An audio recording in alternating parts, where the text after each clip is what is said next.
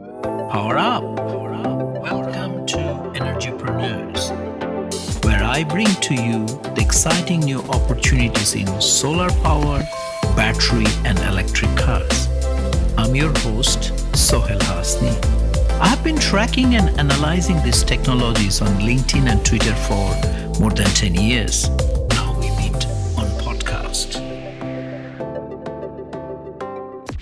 You can talk about who you are, what you've been doing, and you had a very busy year, no? Yes, indeed. My name is Seung Duck Kim, as you know already. I'm an energy specialist working for the Central West Asia department in ADB. I'm also currently outposted to Uzbekistan resident mission, so which actually gave me a pretty good opportunity to the work on the ground and also interact with the different clients. So it was indeed a quite exciting experience. And also, this year was quite unique. So, like all of us, I also had this COVID-19 issue. So at first, I thought I was going to process a typical the investment product, but it was quite challenging because the mobilization of the team was limited and traveling was restricted. So we thought that's the point. We thought we need something else to support the client country. In case of this, Uzbekistan, to really help them out during this under the COVID-19 pandemic. So that's where we picked up idea of the policy-based loan for Uzbekistan, because this is, as you know, is a budgetary support for the government. And I thought this the COVID-19 pandemic situation could be an opportunity also for the government, so that the government changes policy or rethink its energy sector strategy in terms of to really reduce the carbon emissions structurally, so that they can really. So the issue is that we know that carbon emission was reduced forcefully by the COVID-19 and the limited economic activities. But once the COVID-19 goes away, then again, this carbon emissions will come back. So might be this is good time for the governments to think fundamental strategy to really curb the carbon emissions in the energy sector. So we provided the different type of the support and also developed the different policy actions that can really contribute to reducing the carbon emissions in the energy sector. So it was quite a challenging process, but luckily government was quite open and they really want to change their own strategy in terms of the carbon emission and also to better deal with this climate change issue in the country. So Uzbekistan is quite a carbon intensive country because its power generation is dependent on like the burning this natural gas. So 85% of the power generation is coming from like burning fossil fuels in Uzbekistan. So the fundamental change was quite also critical for the government. So this worked well, and the policy-based loan was well approved and also was well accepted by many different stakeholders. So it was quite a thrilling experience, and it eventually worked out quite well. So it was quite a rewarding year for me.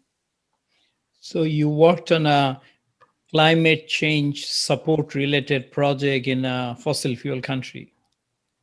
Indeed, Indeed. yes. So that itself is a big achievement, no, to have that dialogue with the government. Do you want to tell a bit more about your project?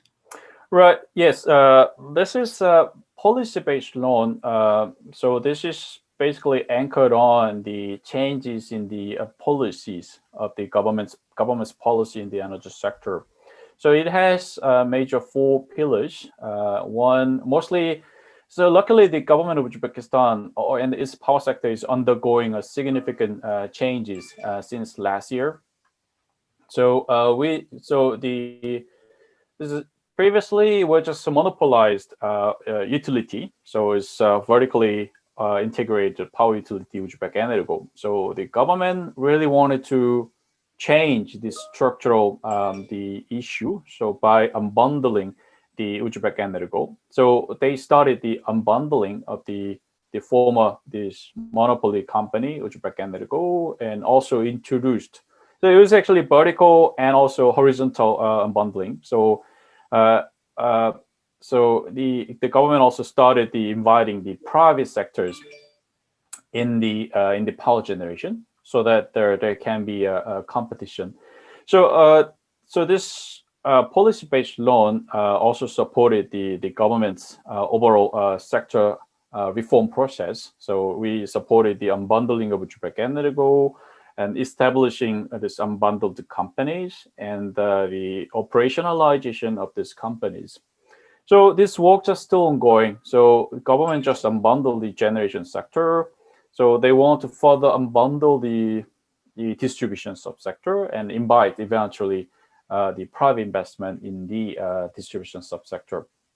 So this program supported overall reform actions, and also we tried to include the climate-related actions. So the first one was to decarbonizing. One of the actions was to decarbonize the power sector. So this, like I said, the generation was pretty much dependent on the fossil fuels. So we assist the government to develop a long-term sector master plan where the government now included this ambitious plan to increase the renewable energy share by up to the 15% of the total the electricity generated in Uzbekistan by 2030. We see this as a great step the government has taken to really decarbonize the power generation sector.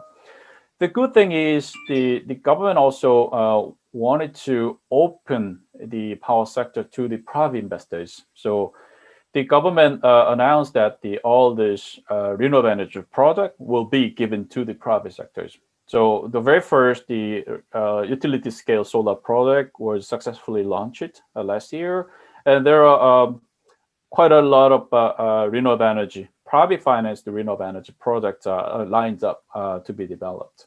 So we see this is great achievement by the government. So and also to complement that, so government also wanted to explore options to improve the energy efficiency in the sector. Overall, the energy system infrastructure in Uzbekistan is quite outdated, mostly built in during the Soviet times. So, for example, the distribution network, mostly built in during the Soviet electrification times, early 1970s and 80s. So the loss in the distribution network is around 15%. So overall transmission and distribution loss will be around like 20%. So maybe I don't remember the exact number, but it's around that the losses. So this is quite significant. So the government also is very active in improving the energy, reducing energy losses in the overall energy infrastructure. And also at the same time, they want to step in the demand side energy management. So that's the energy efficiency program. So the government wants to retire this old electric appliances by introducing new energy standard system, and government will ban this old and inefficient the electric like appliances, stoves, and all that kind of things. Yeah. Because Uzbekistan is the only country where I saw incandescent light bulb last year. The world they have. So it's still, I mean, this is very good. So how do you find, you also did a project last year on a hydropower, no, Uzbekistan. So how did you find this time around? The government's attitude seems to have changed about climate change, no, overall? Right, indeed. So the government Because their biggest concern is the depleting gas reserves. So now in 20 or 30 years time, they need to have some other sources to support their economic development. So this is true the issue of the survival for the Uzbekistan. So the government really wants to diversify its energy sources, first of all. So the renewable energy, so solar, I mean, the Uzbek has abundant solar resources, which is remain untapped up to now. So developing renewable energy resources now is a priority as an alternative energy for that can replace the use of the consumption of the gas. So hydro is also the gaining the attention from the government side and also the investors. So last year, the Uzbekistan has very tragic, this year, tragic accident of the collapse of the dam. So that was the investigation is still going on, but the main cause of that the collapse was the extreme weather event. So there was heavy rainfall in Uzbekistan that caused the like a collapse of the dams. So the government, the Uzbekistan now is seeing the more often the extreme climate events. So now they're really the impact of the climate change are really visualized. So it's a part of their life. So government really thinks this is critical. So they need to change themselves to be more resilient to climate change. At the same time, reduce the carbon emissions from the sector. So the hydro development is also one of the key pillars in Uzbekistan. So luckily, Uzbekistan is the downstream of the water flow coming from the Kyrgyz and Tajikistan, which is hydro abundant the countries. So the government is also keen to develop more hydro products, but they want to really improve the efficiency of the usage of the water. So although the water is prioritized for the agricultural purpose in the country, but they want to utilize whatever available resources, even for the water canals. So they want to install mini or micro hydro so that they can utilize the available resources. So overall, government is really keen on this climate change issue in Uzbekistan, and they're already making a very bold steps toward that directions. But this target that you mentioned earlier, 15% by 2030, that seems too low, no? Considering people are going 100% electric vehicle by 2030, India has ambitious target of thousands of gigawatt, and then Uzbekistan saying 15%. Because total installed capacity of Uzbekistan more than 10,000 megawatt. I can't remember top of my head. It's currently around 14,000 megawatts. Yeah, 14,000. Yeah. So 15,000 is 2,000 megawatt. That's not a huge amount. What I meant 15 was the generation terms. So capacity terms is around 25%. Okay. In gigawatt hour terms. Yeah. Okay. But still, the government can heighten or they can be more ambitious on these targets. Especially on rooftop solar and electric vehicle, no? Right. That's also the emerging issue in Uzbekistan. So very recently, the ADB launched the technical assistance program to develop this rooftop solar. And currently the largest scale the solar projects are very actively developed in Uzbekistan. But why can we develop? I mean, we can install the rooftop, and because the solar resources are everywhere. So if there is a very good regulatory framework or and also incentive mechanism, so rooftop solar should come in play. It can be also a very important source of the energy. So ADB very recently, it was yesterday or 2 days ago. So the management approved the technical assistance to explore more on the rooftop solars. Okay. So also this electric vehicle is also booming in Uzbekistan. Uzbekistan is also very ambitious in promoting this industrial development. So in this Central Asia, probably Uzbekistan is the only country who has the car manufacturing the industry. So the government is very keen on promoting also its industrial development or car manufacturing development. So electric vehicle is something they want to also explore very actively. So very recently, the Tashkent, I think it was Tashkent City, they procured electric buses. So now the electric buses are roaming around in Tashkent City. So which is also a very good start. So I believe that there will be more and more opportunities in many different type of renewable energies and different technologies to be tested in Uzbekistan. You mentioned earlier that solar incentives. What is the tariff, electricity tariff for end customers, residential? Right, there are four the different group of customers in Uzbekistan, but average the retail tariff is around 4 cents per kilowatt hour. Okay. Yeah, it's still quite low comparing to other countries. So main contributor to this low electricity, the low tariff is the gas price. So the government, the Uzbek has abundant gas resources. So and also maintaining very low tariff for the overall utilities. So the gas price is low, and subsequently the electricity price has been maintained quite low. So this can be sort of the hurdle for the penetration of the renewable energy at scale, particularly these rooftop solars.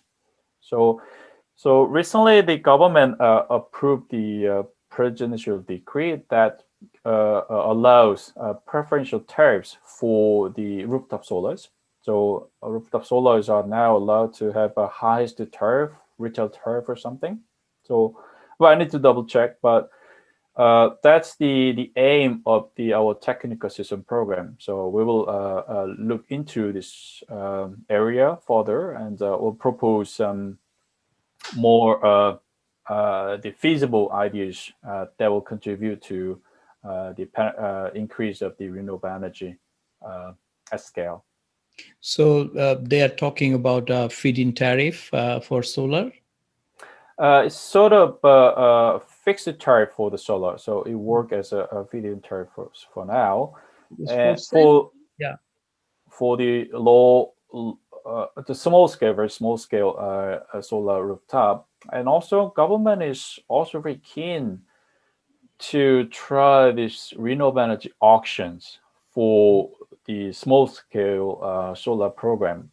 So we will learn that there was a successful case in Kazakhstan, and the USAID is also assisting the Uzbek government to explore more on this renewable energy auctions. So I think we'll also co-work with collaborate with the USAID colleagues to explore more on this renewable energy auctions.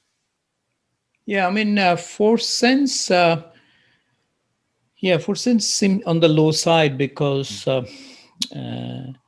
mean, you and I both lived in the Philippines, and here we have 25 cents a kilowatt hour. Still, I look through my window, I don't see any rooftop solar, right?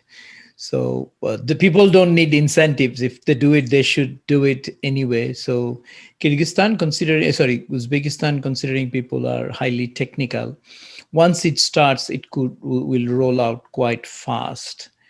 What about home batteries? Is the government looking at subsidizing? South Australia giving 10,000 home battery subsidies to make the grid more resilient, and people don't come back at a very high summer peak demand type. They switch their own batteries, so that way you also can manage and improve the overall load factor, and on the load duration curve can be flattened a little bit. Is anyone looking at the battery? But that's actually a very good point. But still, last year government announced the solar home system. Solarize like 150,000 the houses with the installation of the rooftop solar panels. But the government, I don't think government looked into this the battery storage to come together with the solar rooftop. So this is something we should also explore and the explain to the government, because I think the government sees the possibilities, but simply the tariff is still quite low, and uh, the government does not really have the confidence in this technology yet. So the policymakers are a bit conservative in Uzbekistan in general. So um, they want to see how it unfolds. We need to take them to Adelaide, South Australia, once the COVID ends to see it themselves. I'll be Because happy to. yeah, because what Victoria and South Australia are doing in batteries, because South Australia, especially for few hours, 100% was solar, whole state. Mm.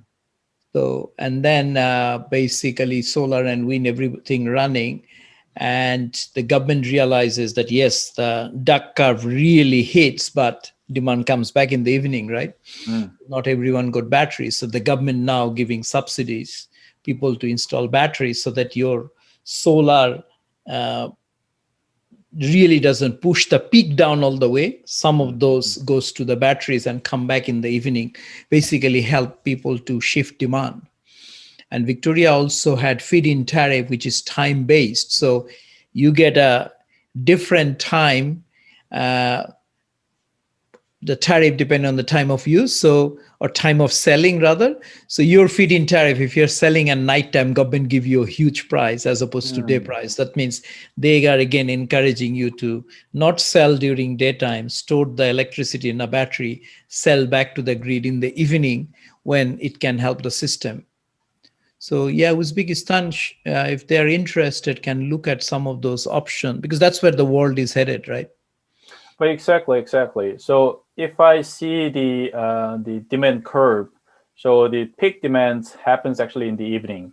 Mhm. So if the government can really store the huge amount of electricity during the daytime, they can really use that for the night peak time. So that can really help to the flatten the peak demand in the evening. So Yeah. well, I think this is a good idea. I mean, the once this COVID things settles down, I'll be happy to invite the government people to Australia to see how the Australians are doing in the country. Yeah, even I mean, early in the year, we can set up a video discussion with the government, because it's also easy to catch everybody these days. Because the advantage is, I don't know what time of the day Uzbekistan is importing gas from Turkmenistan and others. Maybe during evening peak, right? Exactly, So exactly, yeah, and at daytime, if you have your surplus, you can easily switch it back to the evening, and the technology it's still in your control, right? exactly. Yeah. Okay, that's interesting. What else is happening that is interesting around the region? Well, the the regional interconnection is something that the government is Uzbek government is also very keen. Mhm. So recently, the Uzbek government signed a power sales and purchase agreement with the Afghanistan, the side to provide or supply electricity to the Afghanistan side. At the same time, the Uzbek government wants to restore the power interconnection between the Uzbekistan and Tajikistan. There is still an existing line, but they want to restore the 500 kV main backbone line to the import the electricity from the Tajikistan side. So that's also one of the strategy the government has in its mind. So during the summertime, when the Tajikistan generates the excessive electricity, then they can buy that at a very competitive price, and also during the sort of I mean, for the Afghanistan side, it's pretty much throughout the year. It's not really dependent on the season, but so Uzbek will use their thermal generation to provide supply electricity to Afghan side. But they also government wants to develop the largest scale the solar plants near to the Afghanistan border. So they may be able to export the solar generated electricity at some point to replace the gas generated electricity from the Uzbek side.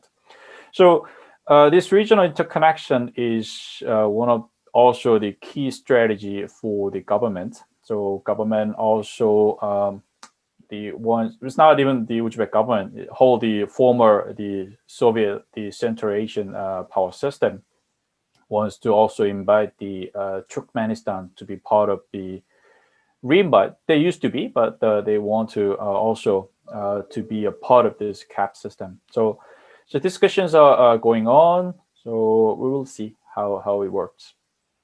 Yeah, but there is this challenge. The world's lowest price that came out through Portuguese auction in solar, 1.32 cents or something. Wow. Obscene amount, but the prices are hovering around 2 cents, right?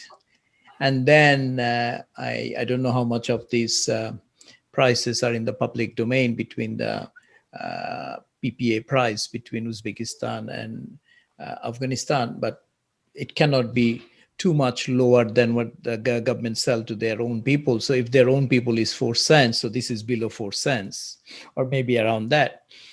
Now the question is, Afghanistan has a lot of empty land. Pakistan has a lot of empty land. Why should they import from someone else?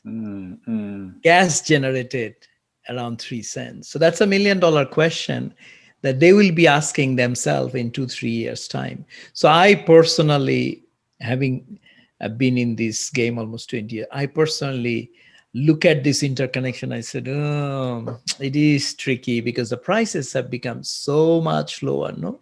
Because you see World Bank financing this famous CASA 1000 project. Yeah. The transit is about 4 cents from Tajikistan hydro coming to Pakistan. Transit cost. Wow. Now, if Peru is developing at 2 cents, electricity is electricity, no? Electricity there is no organic electricity, no? Ultimately, so I think those challenges will be quite daunting in few years' time. I raised that issue in one of the CAREC meeting 5 years ago. At that time, people say, no, it will never happen. But, well, it has happened. A lot of things has happened. Those days I was arguing the price was 3.78 cents. They said, no, now it is 1 point something, no? Solar panel price is now 17 cents a watt peak. Used to be more than $2 just a few years ago, right? Yeah. You're absolutely right. So before ADB, I didn't really believe in the renewable energy because myself is from the conventional the power generation side. So I underestimated the potential of the renewable energy. But being in ADB for like almost 6 years now, so I'm a big fan of the renewables. And well, you're absolutely right. So there can be many different options for the Afghanistan side to provide this the stable electricity. So, well, I'm not biased at all. So I'm neutral to any options. So if there's a better potential from the development of the renewable resources in Afghanistan, they should go. No, I'm just asking a sort of a general question, not necessarily Afghanistan, Turkmenistan per se, because as countries come in with renewable energy and we all have solar power, suddenly that competitive advantage is gone, no? That a country had. Right now it is that someone has gas, I don't have gas, but we all have solar, right? Yeah. So it changes that dynamics quite dramatically. Exactly. And that definitely will have an impact ultimately on the sort of regional cooperation side, no? That's a very good insight indeed, Soel. And I don't have an answer for that yet. So I'm also studying this myself. So well, yes, you're right. So the world is changing so rapidly. So we'll have to see. So it's gonna be probably waste of time to predict future. Maybe 2 to 3 years later, it will be totally different. So Yeah. I mean, especially with the electric vehicle penetration. mhm. What about off-grid solar? What's your view on off-grid and microgrids? Because many of those countries have highly dispersed population, no? Right, but the Uzbekistan, in that perspective, is well positioned because they spend quite a lot of time, quite a lot of money and time during the Soviet time. So Uzbekistan is 100% electrified. So even in the remote villages, they have access to the electricity. But the issue is the reliability, as you know. So it's not really 24/7 available. So during the winter time, so which is actually happening in Uzbekistan now. So there was also a news article that the remote village had to suffer without electricity for 3 days. So that actually killed like more than 5,000 chickens in the greenhouse because of this absence of the electricity. So the issue with the remote village of the Uzbekistan is really how to secure the reliability of the electricity. So the government has a plan to really improve the infrastructure service for the remote villages. So the government had this Obok Kishlag program, which is a Uzbek word meaning the prosperous villages. So they want to invest more in the infrastructure in remote and rural areas, which is ongoing quite well. But now for the utilities, this is quite the big homework for them because this requires huge investment. So to really extend the distribution lines to all the way to like few hundred kilometers away just to serve a couple of houses located out there. So government is also trying to introduce this mini grid idea, but it may be still connect to the national grid, but it's going to be the on and off. So when there's an issue in the international the national grid, they'll switch it to the off grid option, so they can be also operatable during the outage hours. So but for now, so the government has like a first solar village programs, this and that. So, but it's not yet materialized at scale. So the ideas are still around and being developed. So this is gonna be one of the option I want to explore next year when we develop this distribution modernization product because we'll be covering remote villages, so it may not be economically the justifiable to like build a long distribution network. So one of the option we have is actually the off grid or the mini grid that can serve very specific areas of the villages. So this will be further explored next year, and I would love to invite any of your suggestions, ideas for these projects. Because I think I mentioned to you when it happened a few years back, Horizon Power in Western Australia, 2 3 years back, they took out 10 or 15,000 customers from the grid. So they literally pulled out the distribution line and made them a microgrid that was cheaper, more efficient. Because sometimes it can cost you, as you correctly said, few $1 million to serve few households. And then of course reliability doesn't work because these are dispersed population and a very high heat. Something breaks down, there is no n-1 reliability, there is one dingy line, so if it goes, that goes, right? Right. So you get much better reliability with a microgrid with its own battery storage and things like that. Right. Right. So I really want to explore these options in Uzbekistan so that we can really serve those people who live in the very remote area, because normally those are very poor and vulnerable people. So the providing the reliable infrastructure service will also help improving their the quality of their lives and help them out to explore other opportunities for themselves. And especially some of my listeners who might be expert in those areas, they may also like to connect and give you an idea. So as well. So okay, changing topic. What you tell young entrepreneurs about doing business or coming and doing startup in Uzbekistan? I remember we found quite a number of interesting startup in Uzbekistan when we were doing a Karek event. No. Oh yes. Uh, but I can talk about this energy-related businesses. Mhm. So, one of the interesting idea I saw was related to electric vehicle. So Mhm. they want to. Uh, I couldn't really fully understand the concept of this idea, but it was sort of idea using using like malls and this these commissary stores to install these charging stations and electric vehicles.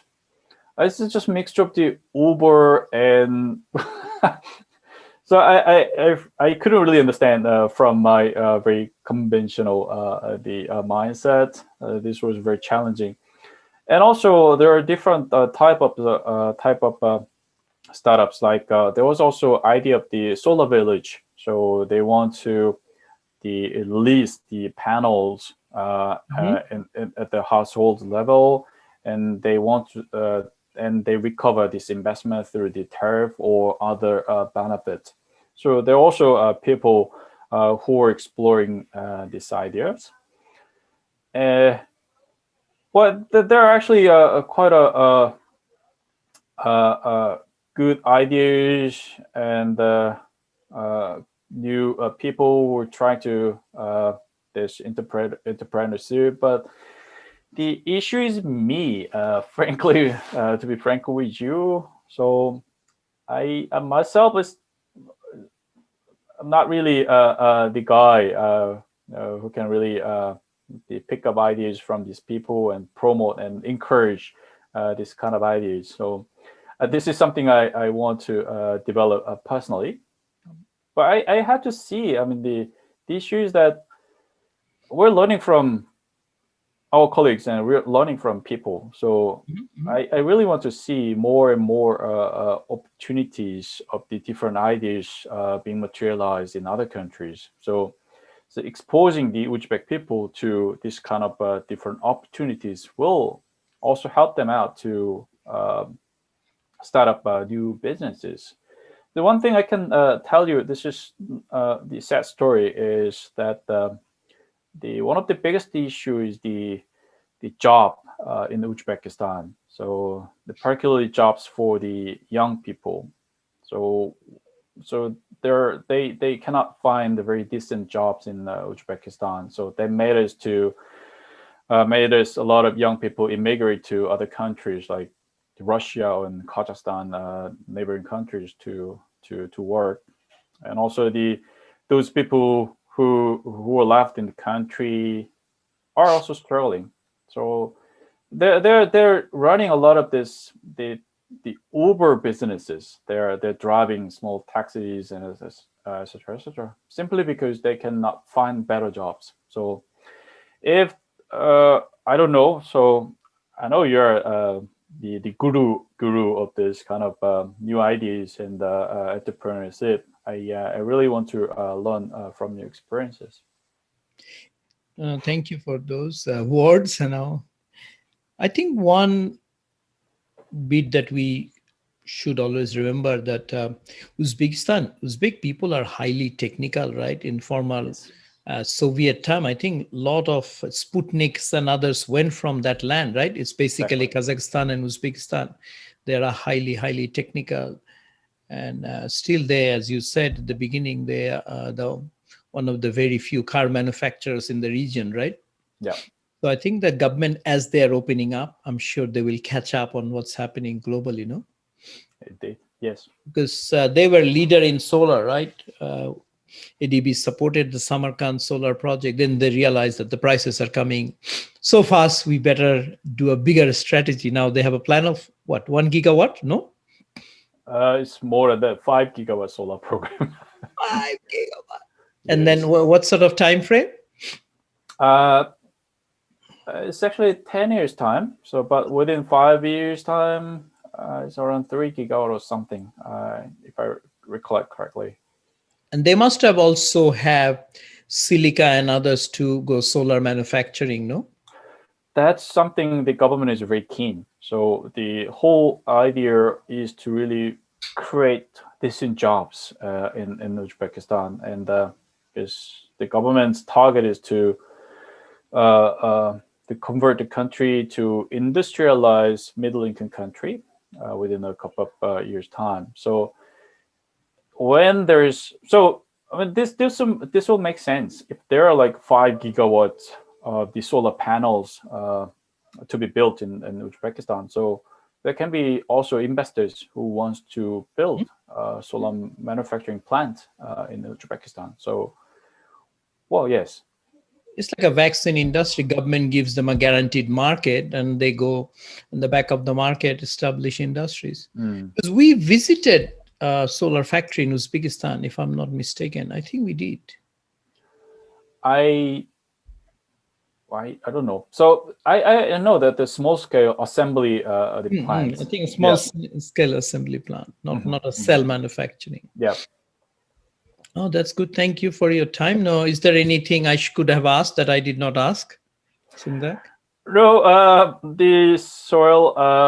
It was really a thrilling experience myself, and actually, I listened to this podcast before some other events, social in Korea, but I never thought of being a part of this podcast, and this is brilliant, and I really had a fun. When it comes to the question, I think we have covered pretty a lot of issues so far. And if there are any unasked questions, I'll be happy to have a session 2 of this podcast. Thank you very much. That is really good. Thank you, Seung Duck, for your time, and hopefully all this goes away very soon, and we are able to help Uzbekistan to modernize the electricity and electric vehicle and everything. Okay, thank you. Thank you so much. Thank you, sir. Bye. Thank you for joining us this week. If you haven't done so yet, subscribe to our show. Also, leave your comments and review if you enjoyed today's episode.